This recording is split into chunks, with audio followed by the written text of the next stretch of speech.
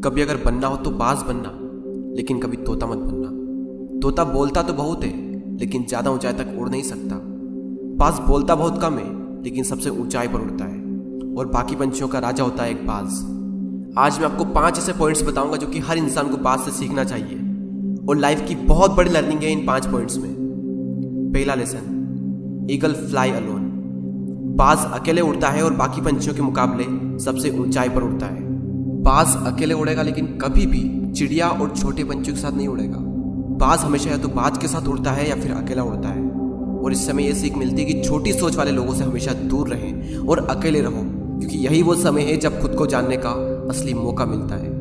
दूसरा लेसन, बाज का विजन बहुत ज्यादा क्लियर होता है और बहुत ज्यादा स्ट्रॉन्ग होता है। बाज अपने शिकार को 5 किलोमीटर दूर से ही देख लेता है, और जब एक बार उसे अपना लक्ष्य दिख जाता है तो उसके बाद चाहे रास्ते में कितनी भी मुश्किलें क्यों ना आए, वो अपने लक्ष्य को हासिल करके ही दम लेता है। इससे भी एक बहुत बड़ी सीख मिलती है कि अपना विजन क्लियर रखो, और उसे हासिल करने में फिर चाहे कितनी भी मुश्किलें क्यों ना आए, पीछे मत हटो उस बाज की तरह। तीसरा लेसन, बाज कभी भी मरे हुए जानवरों को नहीं खाता, वो हमेशा जिंदा शिकार करता है, और इससे हमें यह सीख मिलती है कि जो हमारा पास्ट है वो मर चुका है, तो अपने उन मरे हुए सड़े हुए थॉट्स पर ध्यान मत दो और अपनी आने वाली ताजी फ्रेश जिंदगी पर ध्यान लगाओ।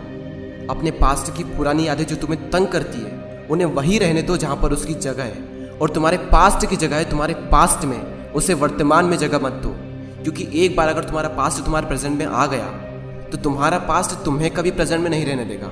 पास्ट में तुम्हारे साथ कितना भी बुरा क्यों ना हुआ हो, वो सब यादें, वो सब थॉट्स मर चुके हैं, और उस बाज की तरह बनो जो कभी भी मरी हुई चीजों को नहीं खाता।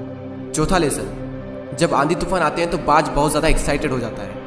जब बारिश होती है तो सारे पंछी छिपकर बैठ जाते हैं, लेकिन बाज को बड़ा मजा आता है। जब तेज हवाएं चलती है तो बाज उन हवाओं के सहारे और तेजी से ऊपर की ओर उठता है, और ऊपर उड़ते उड़ते इतना ऊपर उड़ जाता है कि बादलों से भी ऊपर पहुंच जाता है। और इससे भी एक बहुत बड़ी सीख मिलती है कि मुसीबत में मजा ढूंढो। और नेपोलियन हिल ने एक बार कहा था कि हर बड़ी चुनौती अपने साथ में एक बहुत बड़ा अवसर लेकर आती है।